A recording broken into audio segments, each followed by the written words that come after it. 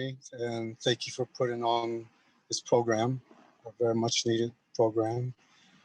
To begin with, I would like to thank the people that were here before for a very long time, the Dequestas who were in this area, and the history that they have here and their history that was erased. I would like to acknowledge that this is, they were a part of this land, and they are still a part of this history in this area. And may we, may we all work together, acknowledging their presence and them being part of who we are today. My name is Samuel Tommy. I'm a citizen of the Seminole Tribe of Florida, and I'm one of the elders, who practices traditions. And once again, I want to say thank you to everyone. And I also want to say thank you to my tribe, my ancestors who came from Northern Florida, from Georgia, Alabama, and a lot of our ancestry comes from northern part of Florida. And I want to say thank you to all the hardships and everything they had to do to keep us around today. And I want to say a prayer in my language, and if you will, please. Jacques Worley, Valencia, Sonabisiatic, Emma Jiharlipik, Emma Natawaria, Valencia, Montia, Natalia, Valencia, Manchimaharli, Umesh, Mado. Yes, Creator, thank you for bringing us together, and thank you for bringing us so we can be stronger and that we can work as a group, as a team, and to heal, to bring healing within our communities, and to bring more work, more promise, and more togetherness, and more strength for the future. And thank you very much.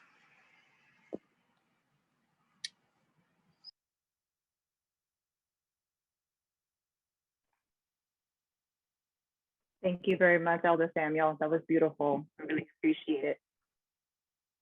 And now I'd like to introduce Carlos from Central Florida Climate Action. Thank you, Jeanette. Thank you, everybody, for being here. My name is Carlos. I am with Central Florida Dogs of Justice and Central Florida Climate Action here in Central Florida.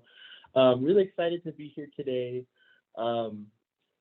We've been trying to do this climate summit for a year now, and then COVID happened, and we were going to do it in person, and then, the world has just been an interesting place the last year, right? So really excited to finally have this happening this week. Although it's virtual, I know there's still a lot of great information and still a lot of opportunities to connect with each other across the state. And actually, virtually, it gives us the opportunity to actually do this statewide as well, right? I know we have folks from South Florida, North Florida, Central Florida, and beyond. And so a little bit about Central Florida Climate Action. We are a coalition here in Central Florida that just launched actually last year of August virtually. That includes organized labor, community organizations, faith groups, and other community groups here in Central Florida. We encompass Volusia County, Brevard, Orange, Seminole, and Osceola. And yeah, we're really excited for this. We're really excited to be here with all you. I want to particularly say thank you to the planning committee that has been working very tirelessly for the last couple months, which includes Elizabeth Mathis from Florida Rising, Jeanette Reese from Miami Climate Alliance, Jacques Worley, Nadia Ahmed, who are both CFCA. Sorry, Carlos. The interpreters are asking that we slow down. Okay. Should I go slower? I try to slow down. Yeah. Okay. Okay.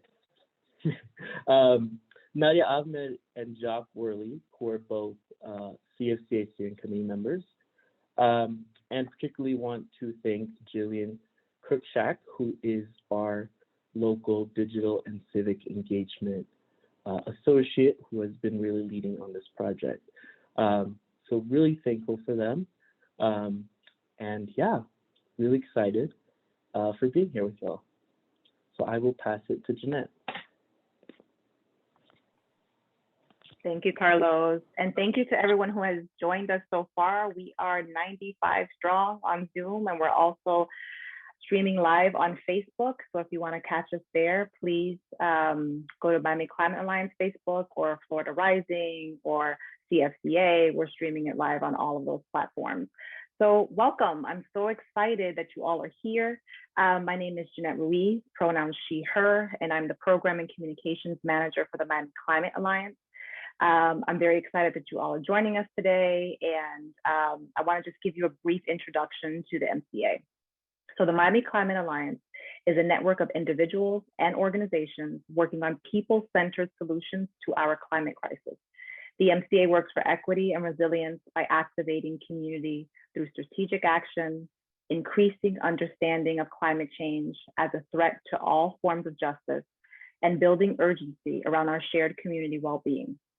Our mission is to achieve justice for all of Miami's communities in the face of climate change and its effects. We would love to have you join us. To learn more, visit our website at miamiclimatealliance.org. And if you'd like to become a member, just click on Join the Alliance and submit the form. I'm very excited to introduce our guest speaker today, Valencia V. Gunder. The MCA works closely with V and her organization, the Smile Trust, to assist with the Community Emergency Outreach Center, which focuses on getting our communities ready pre and post-storm and or pandemics. Today is the beginning of hurricane season, so we hope you all are taking advantage of tax-free week and getting prepared. So for those of you who may not be familiar with V, Valencia, or as she's most known as V, is an enthusiastic, self-motivated, and driven community leader who has been branded as the modern-day Fannie Lou Hamer. A Miami native, Valencia is the founder and co-director of the Smile Trust, Inc., which is formerly known as Make the Homeless Smile in Miami and Atlanta. She's the co-founder of the Black Collective and national organizing lead of the Red, Black, and Green New Deal at Movement for Black Lives, and an advocate in residence at Florida Memorial University. She is the founder of the Community Emergency Operations Center that assisted over 23 residents after Hurricane Irma. After Hurricane Dorian, Valencia and the Smile team expanded their emergency response outreach to the Global South with their One Bahamas program, providing over 3 tons of supplies to the islands of Bahamas in less than a week, building coalition with local Bahamian orgs, and assisting Bahamians that were seeking refuge in South Florida. After experiencing the tragedy of losing her goddaughter, Jada Page, to gun violence, Valencia worked through her grief and pulled her community together to fight against the status quo. Receiving the Soros Justice Fellowship, Valencia created a rapid response toolkit called LIFT to help decrease police and inter-community violence in Miami. Valencia, who is a returning citizen, was a leader on passing Amendment 4 in Florida, which restored the right to vote to 1.4 million Floridians, and works alongside over 80 formerly incarcerated Black women through Dignity Florida to change legislation to assist with de-incarcerating women in the state of Florida. Valencia has been a faithful advocate fighting alongside the residents of the community to ensure they receive fair and just treatment. It is with great pleasure that I present to you all Valencia Gunder. Hey, y'all. Hey. One, I want to say how excited I am to be at the first annual summit. This is a long time coming. Shout out to the Miami Climate Alliance for years of hard work, dedication, and advocacy on behalf of communities in Miami, well, across the state of Florida, high key. I'll just leave it there. And I'm V. Most folks just call me V, y'all, and y'all can feel free to call me V. Super happy to be here. I feel as if the Miami climate is one of my political homes, especially as a climate leader here in South Florida. And I'm happy to be a part of this space today. Like, I'm just super excited when I saw all of the information coming forward. So I know I don't have a lot of time. So I'm gonna pause on the intro and get into it. So I was thinking about today, and I was looking at some of like the topics and issues that'll be addressed during the summit.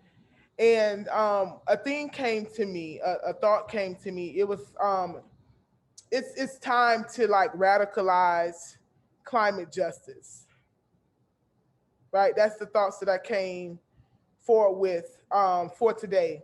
So it is time to radicalize climate justice. Um, I feel like sometimes we play a little too safe, right? As advocates and organizers, I know we have radical thoughts. We're in community having conversations with people, and people are saying like their issues and how this new climate reality is impacting their everyday lives right now. Climate change is not something that's going to happen eventually, it's happening right now. And I sometimes get the thoughts that because big fuel companies and big electricity companies and these huge climate disasters or extreme weather events we are impacted by, we tend to play it a little bit safe. But I want you to know that we have power. We have the power. The people have power. So that's why it's time to just get a little bit more radical on these things. So I thought about a few things. So I think about water, right? And I know most people may think about water, especially here in Miami, around sea level rise and our beaches and things like that. But I'm also thinking about clean and affordable and accessible water, right? The conversation of false solutions, I look at Flint, Michigan, in the inaccessibility to clean drinking water, and then looking at Detroit and how they're even criminalizing the affordability of water. People homes being taken away from them, the children being removed from the home.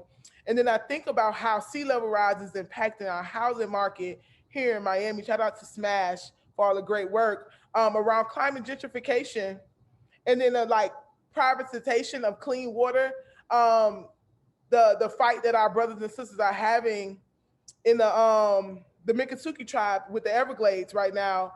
And I think about flooding. I think about flooding. I think about places like Texas and Missouri who deals with flooding on levels that some of us can never fathom.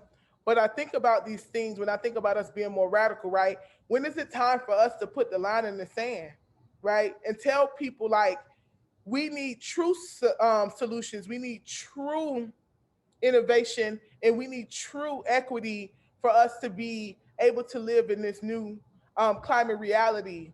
I think about air, and I know oftentimes in movement, um, especially thinking about our brothers and sisters who lost their lives to police violence.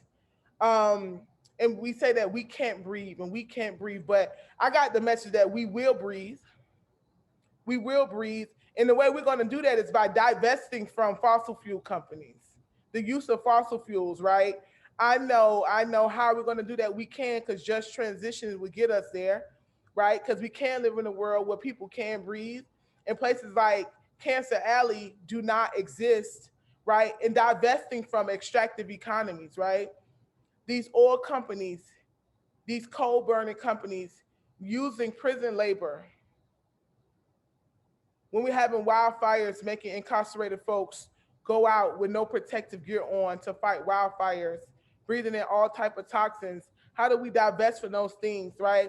I know a lot of folks try to shy away from the conversation of divestment and investment, but we need that. It is time.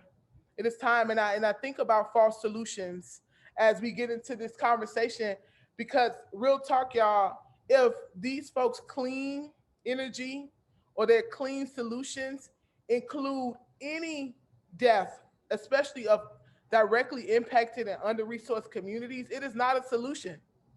It's not a solution. The solution has to be clean from the beginning of it to the end. And oftentimes we get told certain things like, oh, we can have clean energy, we can have this and we can have that.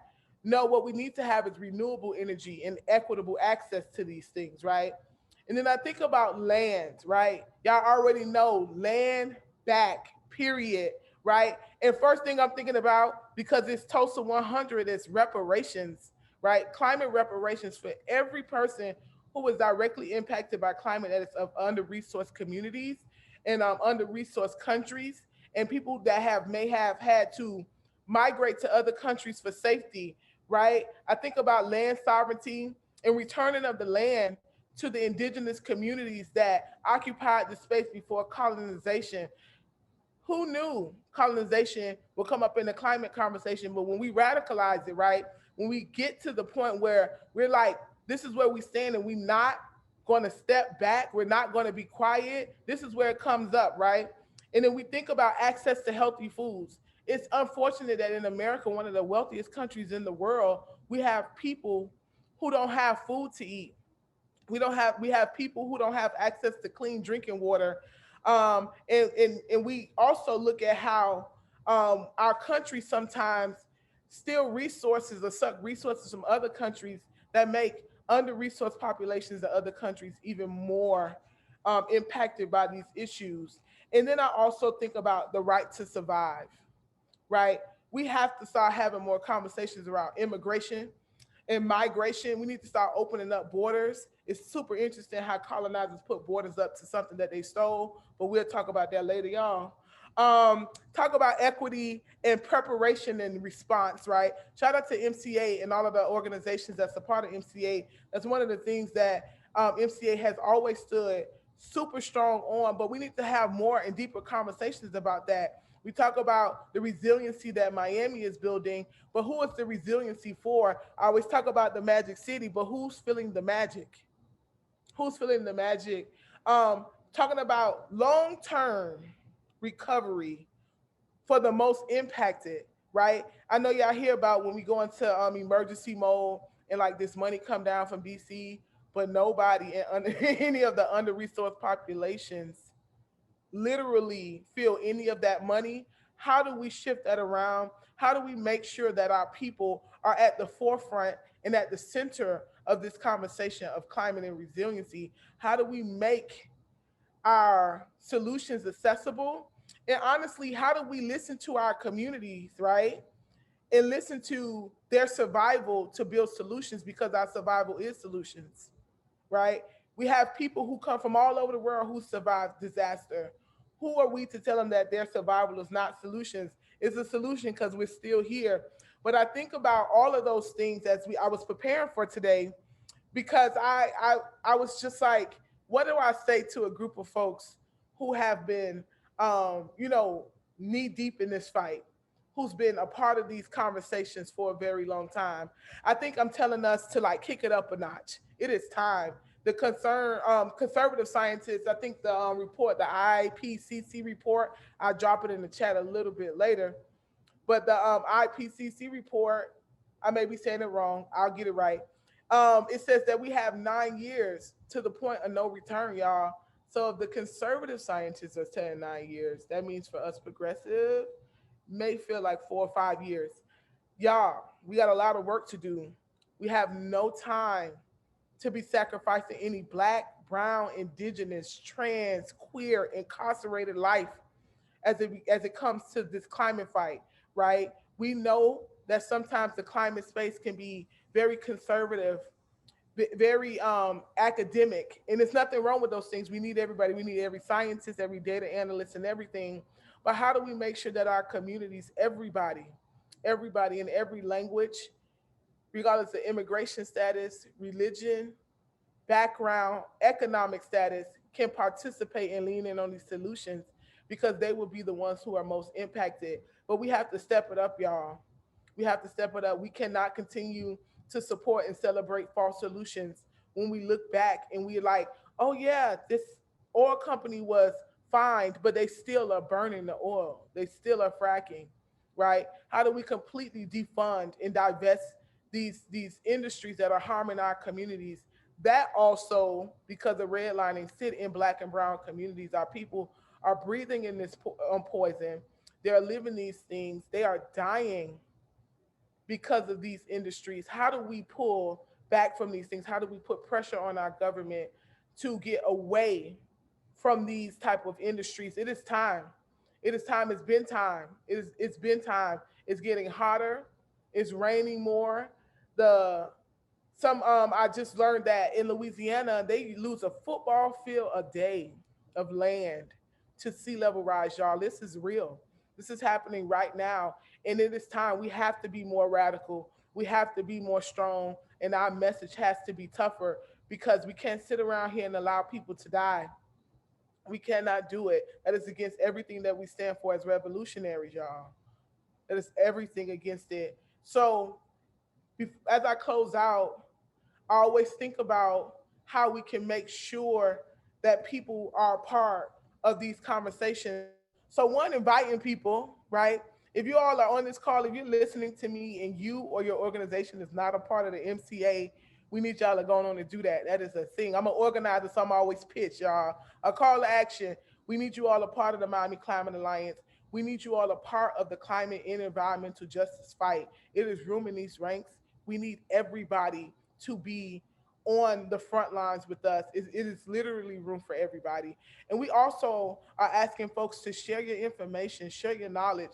Are you talking to your family about it and your neighbors about it? Are you going back to your home organization and making sure that this information is at the top of the priority list? Because we can sit around here and say a lot of different things, right? We know police violence is real. We know we need to abolish the police. We know we need to abolish the prison system and mass incarceration. We need to abolish homelessness because that is a business too, right? But when climate comes on top of all of those things, right? Climate is that threat multiplier that will make all of these things worse. Every one of these things worse. And we are at the point where we will start feeling these impacts, right? And then how do we lend a hand and flank our neighbors as we prepare for hurricane season? It's day one. It is day one for hurricane season 2021. We have a lot of preparation to do, but y'all, we can do these things. How do we lean on our governments, local, state, and federal right now to make sure that we have just transition and just response and preparedness for our communities? What is the language? What is our go and our no go? What are we not willing to lean on? What are these things, right? And let us talk about that now. Let us push these things now. Let us make sure that these are at the forefront of our conversations. We cannot be scared. We cannot be scared. Yes, it's going to ruffle feathers, but if they were not harming our communities, we would not be in this situation in the first place. And I thank y'all so much. Thank you, Jeanette. Drop the mic. I have nothing else to add. Valencia, thank you so much. And in the spirit of what Valencia just said about sharing our knowledge, that's exactly what we're doing this entire week, right? We're coming together, we're in community, we're sharing what we've learned over the years, and we're planning for the future, and we're being radical about it. Thank you so much, Valencia. We really appreciate it. Yeah.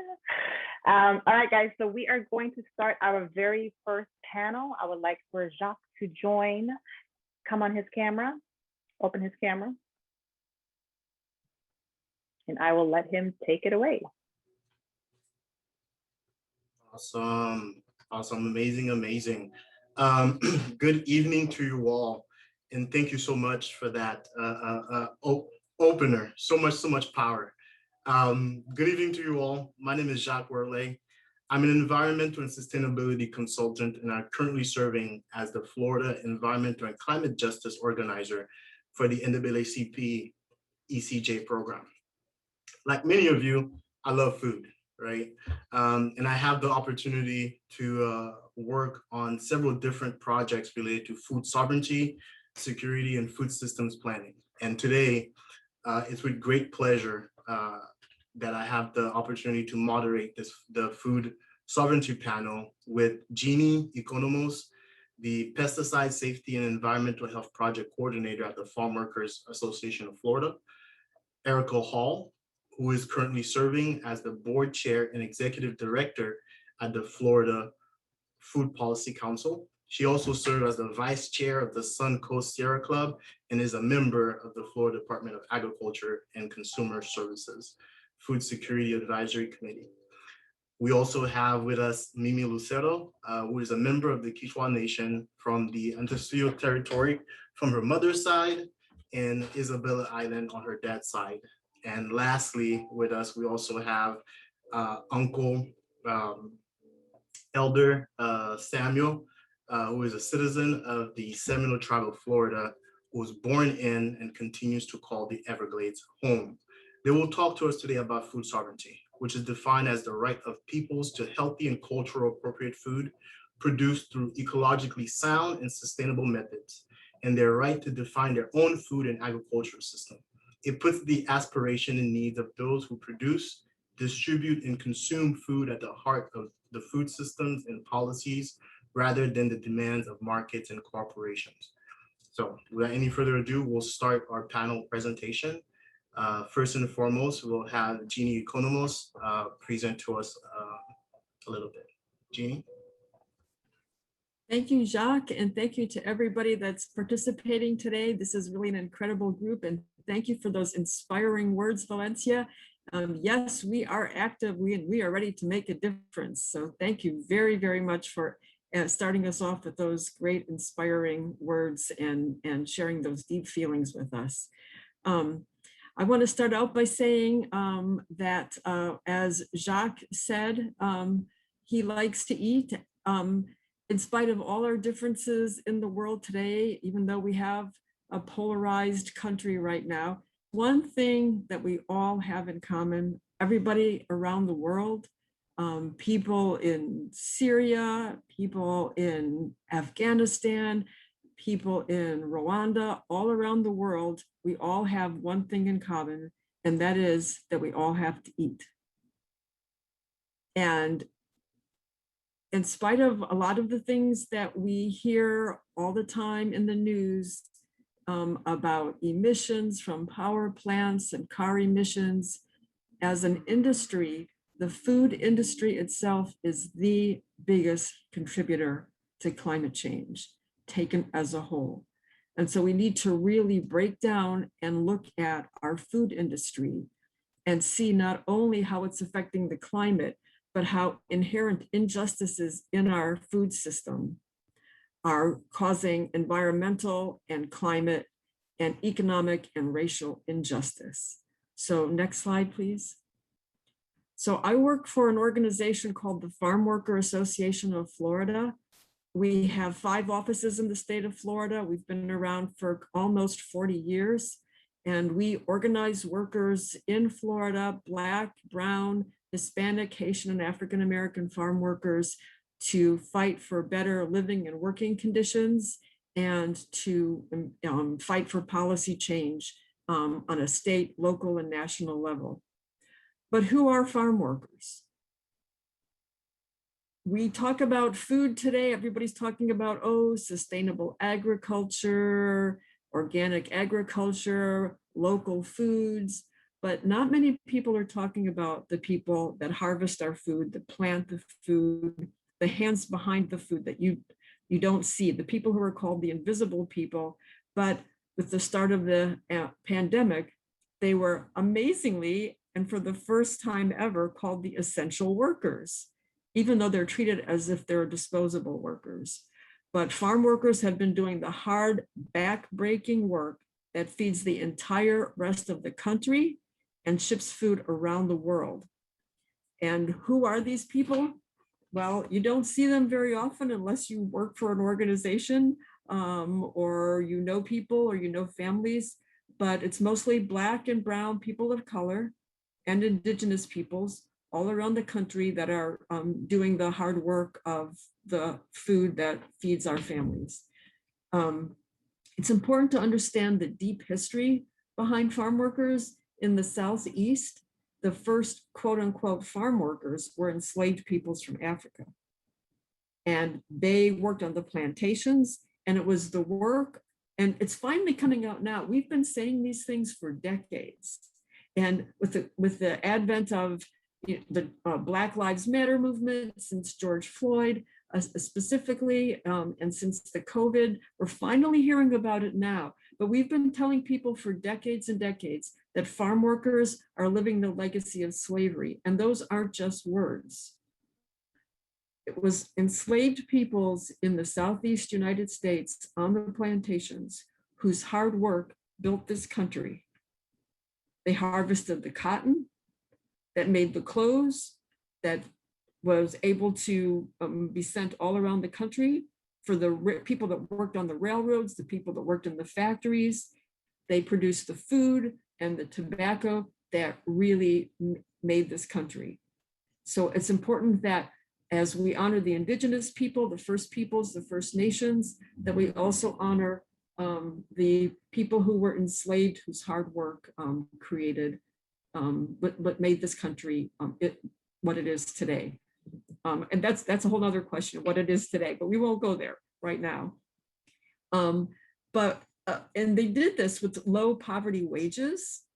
They were often given little or no formal education.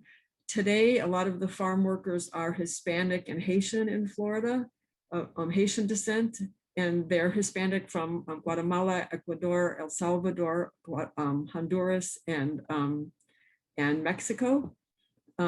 They have a limited language proficiency. They're often subject to harassment, intimidation, discrimination, and exploitation. And there's a big problem with labor trafficking that you very seldom hear about. You hear about sex trafficking, but there's a really big problem with labor trafficking among farm workers. They often don't have access to childcare, and they don't have money for childcare. They live in rural communities. They often don't have health insurance. Very seldom do any farm workers have health insurance or any kind of workplace benefits, and they're not eligible for overtime. They live in marginalized communities, and today they're often undocumented. Next slide, please. Talking about climate change, well, farm workers have been facing really harsh conditions for forever, since they first started farming in this country. Hot temperatures, freezing cold temperatures, storms. In California, they have the fires that have been exacerbated and made increasingly worse because of climate change. Pesticide exposure, which is a really big issue that can cause long-term effects, including second and third and fourth generation effects. Of course, they have snakes and dangerous farm equipment. Farm work is considered one of the most dangerous occupations in the whole country. They have long work days. Some farm workers will get up at 4 o'clock in the morning, especially the women will get up at 4 in the morning to make the food for their family, and then leave the house at 6 in the morning to work all day and not get home until 9 or 10 at night and have to do it all over again. So it's really long days with few breaks. And they're also paid by piece rate, so they don't get paid by the hour, and they're incentivized to work without stopping. And with all that, sometimes they don't even have access to bathrooms or clean drinking water. They often live in really poor housing in remote rural areas where they don't have transportation to a grocery store or a medical clinic. And increasingly today, we have farm workers who are guest workers from other countries, which makes them even more vulnerable. They're here on guest work and visas. Next slide, please. So why are conditions like this? It's really important to understand that our entire agricultural system is rooted in racism. And that is really critical. You don't hear that very often. But in the 1930s, when the New Deal laws were passed, there was a thing called agricultural exceptionalism. And that meant that farm workers and domestic workers were deliberately and intentionally excluded from labor laws that covered almost all other workers in this country. And why is that? Because the agricultural industry had so much power and influence over government that to get the laws passed for other workers, they had to make an exception for agriculture and domestic workers. And what did the enslaved peoples do on plantations? Well, exactly. They were the farm workers in the fields, and they were domestic workers in the households of the plantation owners. So it's really important to understand that deep history. Farm workers were excluded from the National Labor Relations Act, so they didn't have a right to organize or collectively bargain. They were originally excluded from the farm labor standards, which meant they couldn't get a minimum wage, overtime pay, and they had the child labor laws did not cover them. They were farm workers now, some of those things have changed, but they still do not receive overtime wages. The child labor laws are still weaker for farm workers, and many states do not provide workers' comp. And farm workers are not covered as other workers are under the Occupational Safety and Health Administration. They have a general duty clause that covers them, but because they're exposed to pesticides, and pesticides are regulated under the EPA regulates farm worker health under pesticide regulations. Next slide, please. So in 1973, even though it had been going on for decades and generations, the term environmental racism was coined, and that was the beginning of the environmental justice movement. Farm workers are often forgotten as being a part of environmental justice because they don't live in a single community that's like right next to an oil refinery or a waste incinerator. They're often not considered an environmental justice community, but because they are all over the country and they're exposed to chemical pesticides and fertilizers and high heat, they are absolutely victims of environmental racism and environmental justice because of the policies that, that affect them. Next slide. So this is just very quickly some statistics. There are approximately 500,000 farm workers under the age of 18 working in the United States. Approximately 70% of the children that are working children are children that work in agriculture. This number, 22% of agriculture are women. In Florida, that percentage is much higher, and it's increasing every year. There's climate refugees from Central America, escaping violence and instability in their home countries, but also escaping the hurricanes and the natural disasters in their countries. So farm workers, to protect themselves from the sun, protect themselves from pesticide exposure, they have to wear long sleeve shirts, hats. You can see this woman in the picture, she's harvesting ferns. And you can see, this is, I mean, she's right in the sun, and you can see how she's dressed. In addition to the fact that she has a plastic bag wrapped around her to protect herself from the pesticides and the moisture on the ferns to keep her clothes from getting wet and being wet all day long. Next slide, please. So these are my two heroes. That's Geraldine Matthew, my wonderful hero, and Miss Irma Peterson is on the right, and I admire them tremendously. These women are leaders in the community. Unfortunately, both have passed away, and I want to tell them right here and now that I am doing this for you, Geraldine and Miss Irma, and they have been, they worked on the farms on Lake Apopka and were exposed to horrible toxic pesticides, organochlorine pesticides that are now banned, and they suffered horrible health effects, and so did their children and the next generation. Next slide, please. Lake Apopka is right here in our own community, and we do a thing called Lake Apopka Toxic Tours. If anybody ever wants to do that, once the pandemic is over and we can start doing that again, we take people out, and people that live in Orlando have no idea that there's 2 Superfund sites on Lake Apopka and other sources of contamination right in the community. It's an environmental justice community where people are exposed to all kinds of contaminants. Heat and pesticides are a problem together. We're really concerned about how exposure to pesticides and heat can make the effects of pesticides worse on the body by raising people's core body temperature, people breathing in more pesticides and absorbing more pesticides because of the heat. Next slide, please. So this is a little bit about the effects of pesticides, okay? The amount of pesticides used on agricultural land in this country has increased by 65% since 1997. In 2017, farmers spent more than $17.5 billion on pesticides, or the equivalent of $37 for each acre of land. And we're in Florida, folks. We're one of the highest users of pesticides in the entire country. We have shallow aquifer. Our groundwater is contaminated. So not only is our farm workers members of environmental justice communities, but also we are all being exposed to these pesticides. Farm workers are just on the front lines and they're getting exposed at higher rates than the rest of us. And climate change exacerbates the pests and diseases in agriculture, which just increases the use of pesticides. Next slide, please. So before we get into the policy solutions, I just want to say that one of the things that the Farm Worker Association is doing, this is about food sovereignty. Very few of us have real sovereignty over our food. When we go to the grocery store, we have a choice of only what's there in our grocery store or what's at the farmer's market.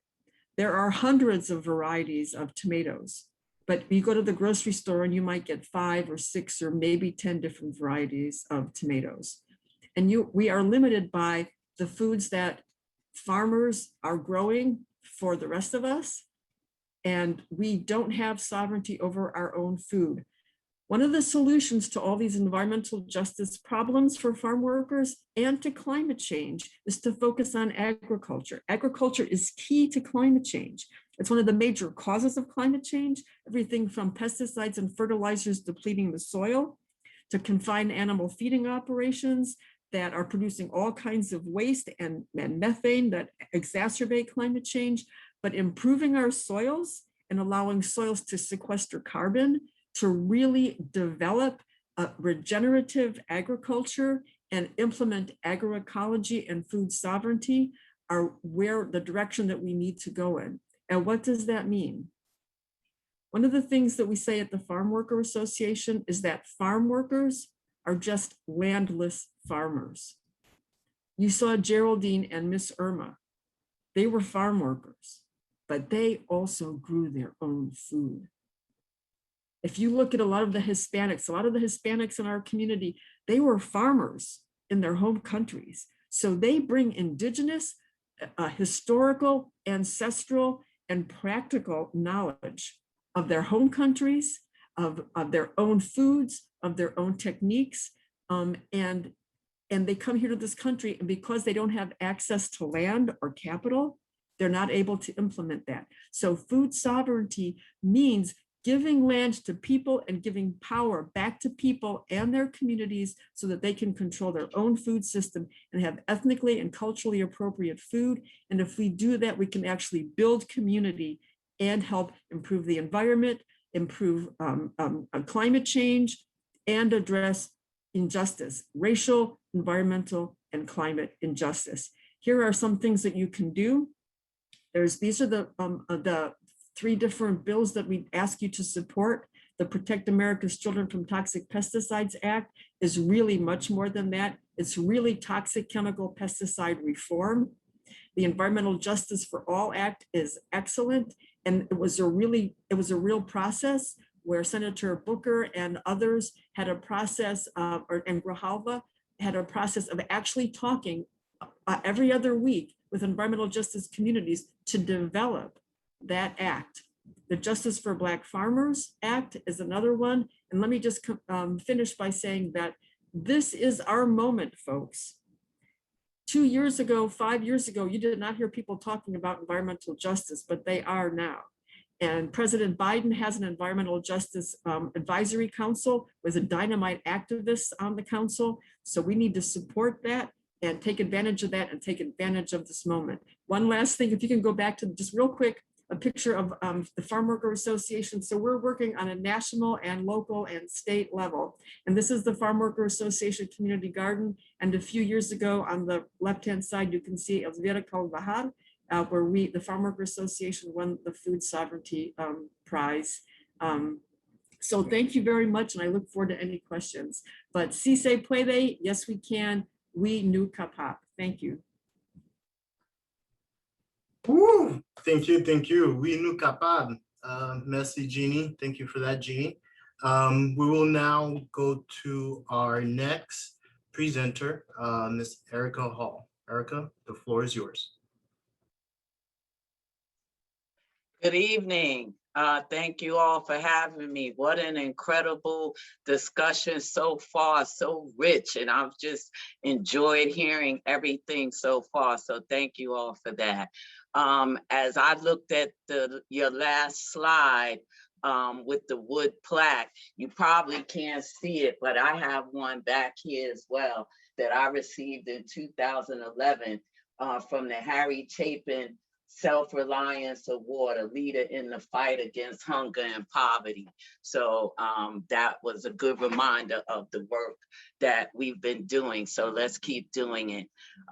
Again, my name is Erica Hall. I am first, let me give honor and praise. I live in St. Petersburg, Florida, on the indigenous lands of the Seminole and Tocobaga tribe. So first, let me give honor and respect and to my African and indigenous ancestors for their sacrifice.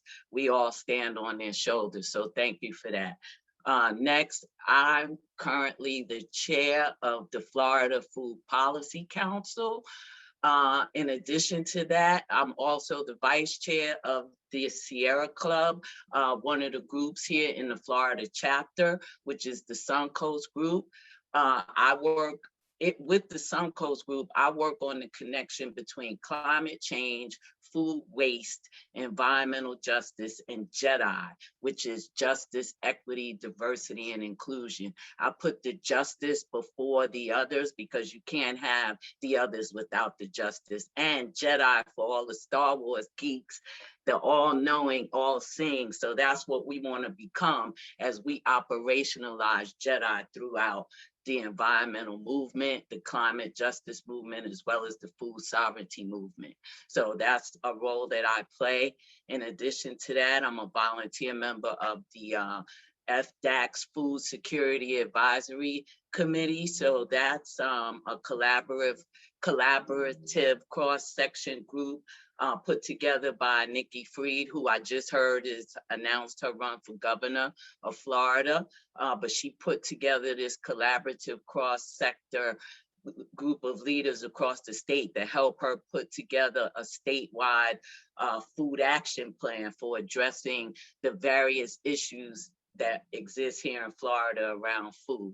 And lastly, my other role as the leadership circle of NAFSN, which is a professional development association for groups that work in the food system space. So those are all roles that I play, and this will lead us into my discussion about the intersectionality of my work, which is food, environmental, climate justice, and how it all connects. Next slide, please.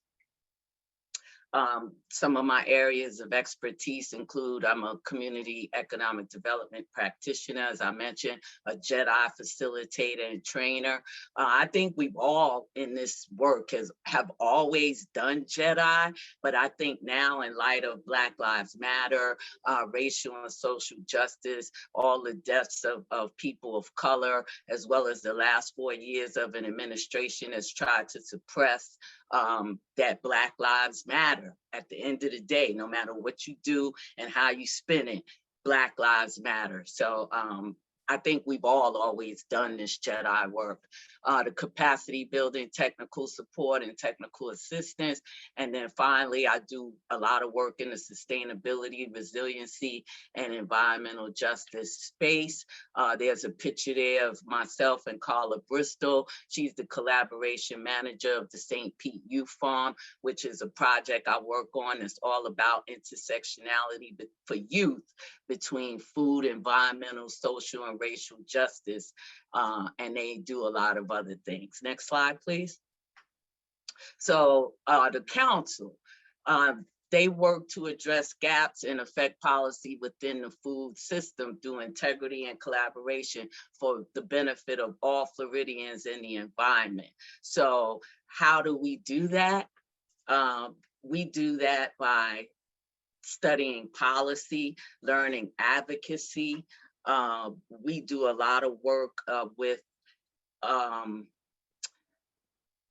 food forums. We do a lot of discussions around topics throughout the state of Florida. So when the pandemic hit, all our work went online and virtual, which allowed us to really reach communities. Our membership consists of farmers, oysteries, fisheries, food systems professionals, farm workers, indigenous farmers. So to hear my previous two panelists, distinguished panelists talk about that, it also, I made a note, it reminded me of the work that we do with the council, with the Florida Rural Legal Services, as well as Unidos US. I do a lot of discussions around the state, talking to people in rural parts of Florida about the needs that they have, health-wise, disparities, indigenous communities around youth, farming, and exploring a lot of the needs that they have,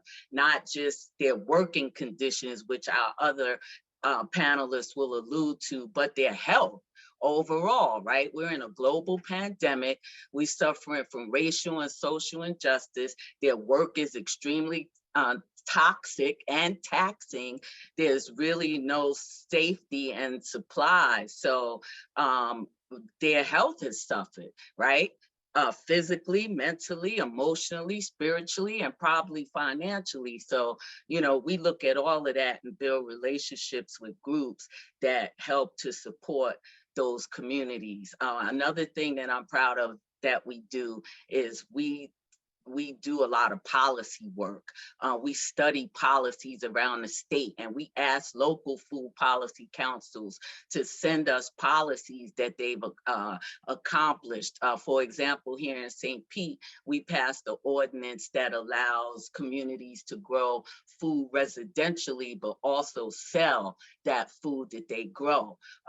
That was an obstacle previously that prevented people, one, from growing your own food, and two, you couldn't sell it. So having knowledge of advocacy and policy is key, and knowing who to go to and how to affect policy to help with an equitable and just food system. So that's some of the stuff we do. And in light of the pandemic, and as our previous panelists said, justice for Black farmers, the health inequities, food insecurity has become front and center in our world and in our society, and especially in Florida. Food policy councils have become critical in facilitating discussions with local, state leaders and local groups, with discussions around SNAP, EBT, vaccine distribution, racial and social injustice, systemic racism, and how do we handle all of these things? Next slide, please. So how do we do that, and how do I do that? My leadership approach is, again, intersectionality. I build the council and Sierra Club collaborations between organizations that work for food justice. So that allows us to fulfill ideological gaps between food, environmental, health, and social justice. And you can all see those circles that all intertwine and show how all of these connect. And in order for us to really have an equitable and just food system, all of these need to align. Without that, it will not work.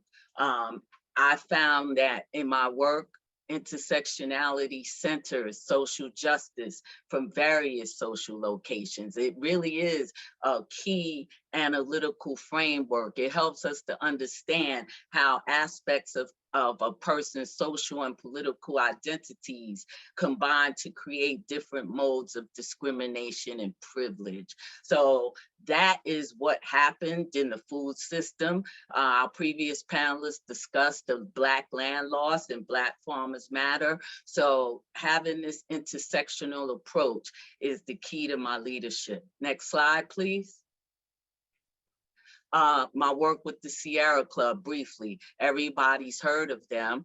They are a 128-year-old environmental and conservation organization. But what you probably didn't know is that they were started by white supremacists over 128 years ago. So their mission was designed originally to keep indigenous and African Americans and BIPOC communities native to the land, right? How ironic is that? You create an organization to protect white privilege and white supremacy from the people that built the land. So the irony of that is not lost on me in the work that I do. Next slide, please. So this is me recently at the Tampa Bay Collard Green Festival, where I table for the Sierra Club. So again, my work is intersectional. Next slide, please. So we talk about food justice, right? So food justice, to me, food justice has three aspects: access to healthy, locally grown, fresh, culturally appropriate food. This middle one is key for me, and my previous panelists mentioned it. Living wage jobs for all food system workers, farmers, farm workers, restaurant, food service and processing plant workers. Community control through cooperatives. Someone's chat popped up and I can't see my slide. Through cooperatives, faith-based and community organizations. Next slide, please. So the movement, the food justice movement works not only for access to healthy food for all, but also examines the structural roots of these disparities and works for racial, environmental, and economic justice too. Next slide, please. So what makes food justice unjust? Number one, people of color are the most severely impacted by hunger, poor food access, diet-related illness, and other problems with and within the food system. Environmental and food justice intersect.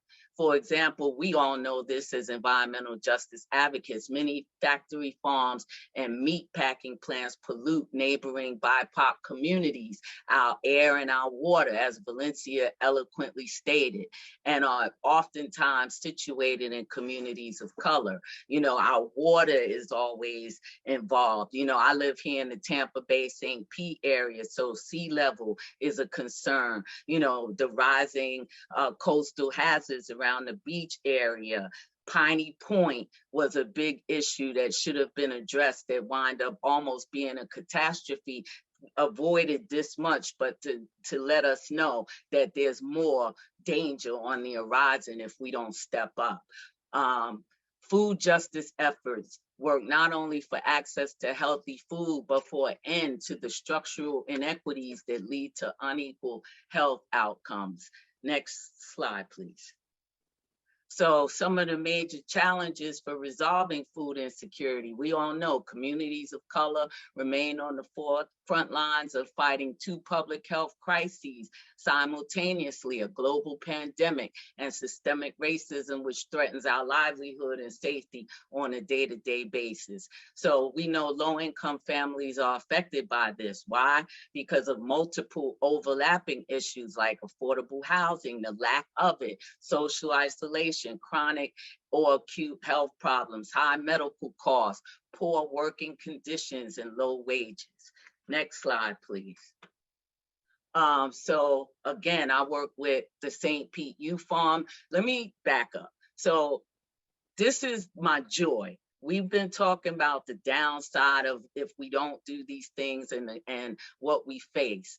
For me, this is the highlight of my work with the St. Pete Youth Farm. They are a youth collective that do, again, community gardening, community food and the environment, and how we can all grow a healthier planet together. And wrapping it up, next slide, please. Thank you. That's just me at the Youth Farm on Earth Day with the intersectionality. Next slide. So in closing, what can you do? Volunteer your time. Join groups like the NAACP, the Sierra Club, the Florida Food Policy Council, and all the groups that are here today.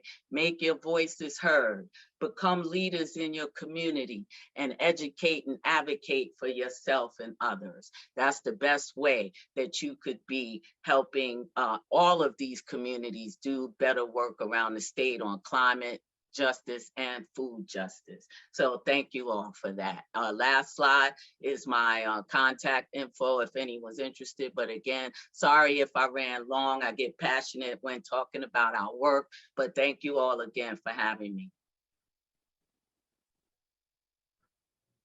Thank you so much, Erica. That was wonderful. That was spot on. We will now have our next panelist. We'll have two panelists come on and talk to us as we close. We're going to have Mimi as well as Elder Samuel join us. Mimi, the mic is yours. Imanaja nyukakashuti mimi Lucero kani, alpamama pamantamikani, nyukakai jukunamanta antisuyumantamikang. Greetings, relative. My name is Mimi Lucero. As it was mentioned, I'm a member of the Quechua Nation, and I'd like to thank you for gifting us your afternoon and for your willingness to learn about indigenous food production systems and technologies. I'd also like to thank the Seminole Nation and the Miccosukee Nation who have supported the health of this land base through their ceremonies and way of life. Those who've cared for these waterways and land in unselfish manners, putting their bodies in the line in the name of future generations. All right, y'all. So today's talk is going to be a tiny little overview of indigenous food pathways, because to be honest, it truly takes us a lifetime to understand the complexity of our original food systems. This is why this is a task that is divided between families and communities. So even on the matter of corn, this is something that a family will take on and each will have a piece of the puzzle. And this is how we work as a community, right? Next slide, please.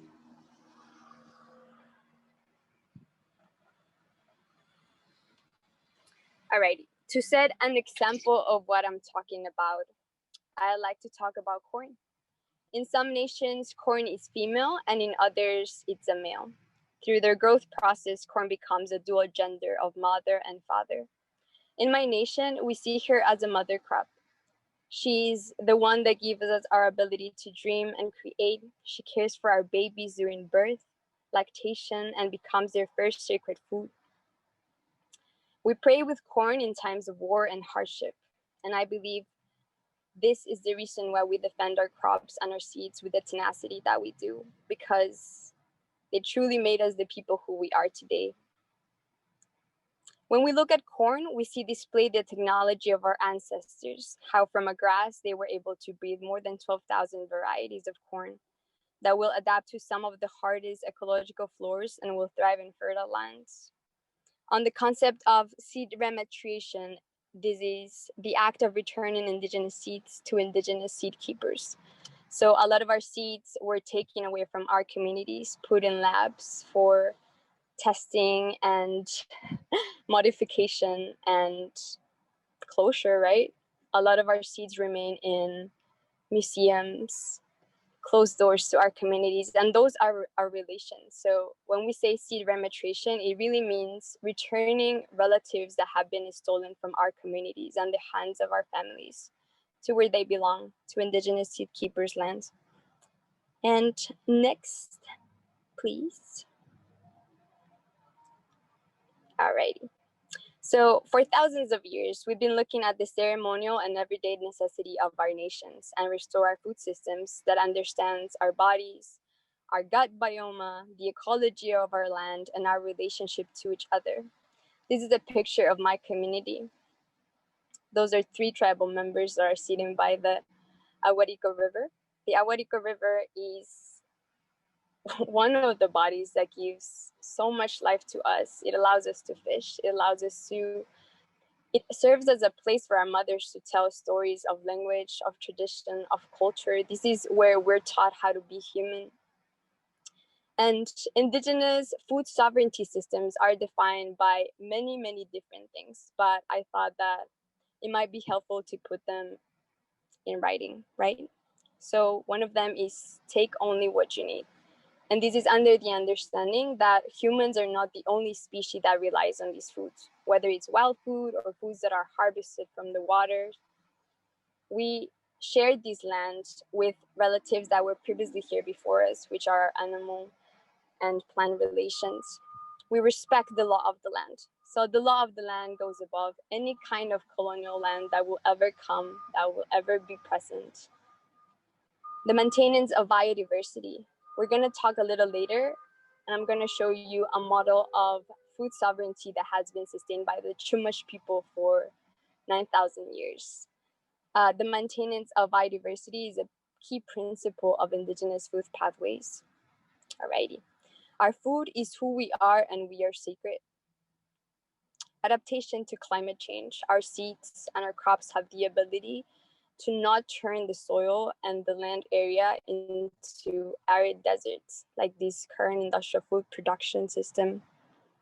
Diversity and abundance. We are people of technologies and solutions, and we're people that have always fully known how to care for this land. And this is specific to territory in the three bodies of life, which we recognize as land, water, and air. Next slide, please. Alrighty, I have a slide dedicated to the Chumash people who were able to harvest from what's now the California coast for 9,000 years, without ever reaching the point of fisheries collapse. In 1980s, the black abalone, a beautiful and tasty sea snail, started to die of a pathogen that was named the Withering Syndrome, which entered their gastrointestinal tissue and wiped out huge populations. Their empty shells were found everywhere, and this is presumably because of commercial over-harvesting of the black abalone. When the populations get smaller, they are forced to inbreed. The lack of genetic diversity makes them more susceptible to disease epidemics. Hybrid vigor and having genetically different parents makes us all organisms more resilient in the face of disease. And it reminds me truly of what we're experiencing now, right? Our animal and plant relations have been experienced for decades due to our unwillingness to protect and nurture their habitats and ecosystems. The collapse of Southern California fisheries of abalone, otter, and other species also correlates with the destruction and relocation of the local Chumash nation, which have sustainably managed and kept otter, abalone, urchin, and fish ecosystems for thousands and thousands of years. And this we know because people have analyzed the ancient shell piles and shell middens of Chumash relatives, which piled upon the shorelines over the millennium. It shows they intensively harvest these and other animals without destroying their populations. Next slide, please. Alrighty, I want you to pay attention to this one. When we analyze indigenous food pathways, we understand that we relied on over 300 different varieties of food. I want to show you the impacts and implications of colonial food pathways. So if you can see, maybe you cannot really read what's on the screen, but the picture on the left is the 6 crops that are widely grown in the so-called US. And in the right, we have 5 species of animals. Both of these are the concentrations, the only concentrations of food production in the US. So we went from 300 very diverse food diets to an 11 food pathways, right? And please, next slide. Alrighty. So what is not good for the land is not good for the people. A lot of people blame cows for this mess that we're in, and that's a privileged take and responsibility away from this. I want you to see this picture and tell me what's wrong. If you're not familiar with the picture on the right, this was one of the massive buffalo killings under the so-called US government rule. You can see to the left a picture of our relatives stolen from their traditional lands and forcibly relocated as unpaid and unconsented labor. The picture in the bottom is a 15-year-old migrant child worker that under a 2019 investigation was described as child exploitation. So a system that was built upon acts of injustice will never bear good food or justice. It was built over the desecration of our territories and in the name of settler law. It started by the government investing millions of dollars to destroy our food systems because they knew that it will destroy our spirit. Next slide. I want to be this presentation more than numbers, and I know that for the sake of time, I like to think that there's hope in each of you. And I would like for you to think about deconstructing and rebuilding our original food systems, that you examine the needs of your community as sacred and connect with those who have done this for thousands of years, and that you look at each other's for solutions. Start a garden. Let us know how you're doing. If you're a garden already or you have some seeds that you keep, let us know in the chat. We'd love to know which kind of varieties you're keeping. Right now, I work for Florida Rising as a climate organizer, and we're working on a food project with the Seminole tribe and some of the Miccosukee members. And I like to pass the mic to Uncle Samuel Tommy, because he's going to give a little overview of what these food traditions mean and what it's taken for us to rebuild our seed banks, to rebuild the traditional ceremonies for these and the songs, everything that comes when we're taking care of seeds. Thank you, everyone. Traditionally, the corn goes back many, many, many years within my culture. There was a woman who came from a different area, and she was a very magical woman who provided these seeds, these corns that would actually grow within a few days after being put on the ground. And ever since then, the corn has been kept as sacred, and we even have one of our traditional dances called the corn dance.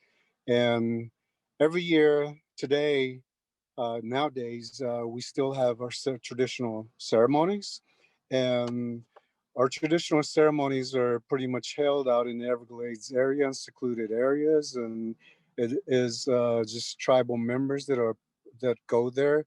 They go there by the hundreds for 4-day ceremony, so people can show up a few days before and a few days after.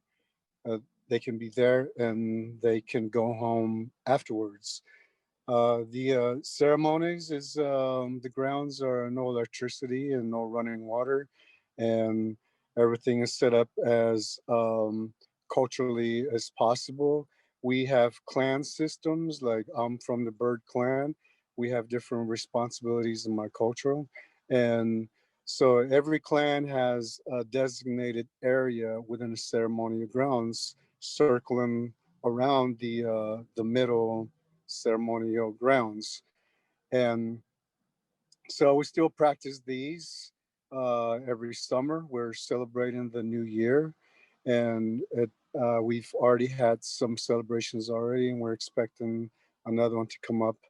And so the corn and the sacredness is very, very significant in my culture. It's something that we are taught from a very young age, and the corn is used in different ways for medicinal. Could be part of medicinal purposes, and also it can also be for health, well-being, and like I said, there is a dance called corn dance, and so our ceremonies are known as corn dance. And as of today, we have tribal members who are very, very interested in reviving the practice of gardening, and some families have started in their backyard.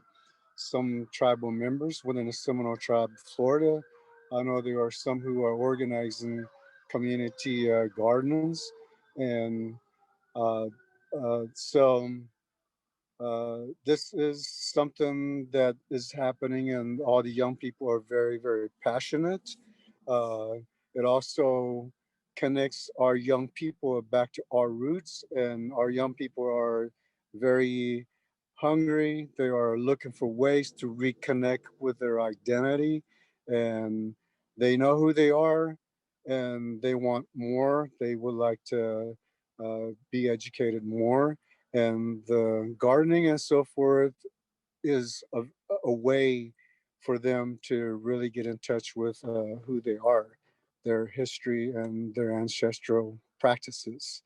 So um, we are working uh, towards organizing out there. We're somewhat organized in different ways, but right now we are recruiting and we're spreading the word that we have different programs and different people supporting being self-sufficient and raising their own gardens and so forth.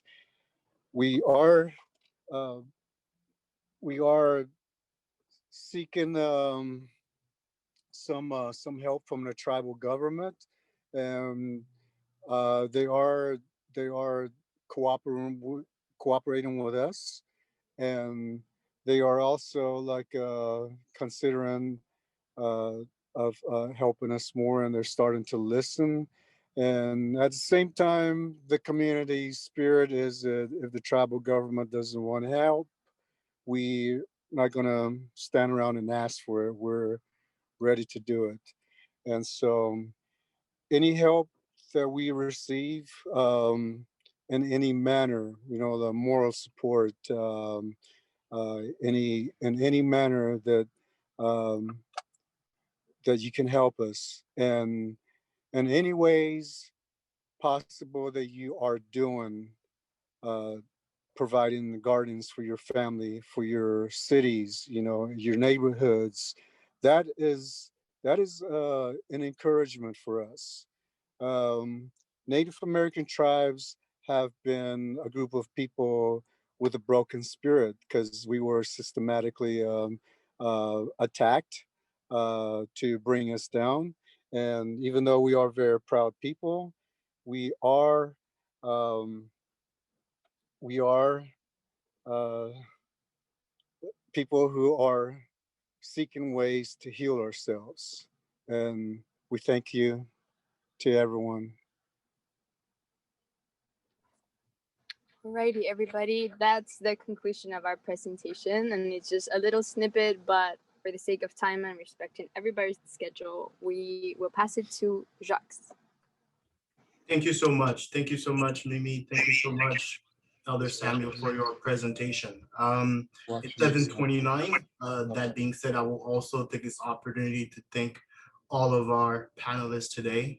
Erica Hall, thank you so much for coming on and presenting the information to us today.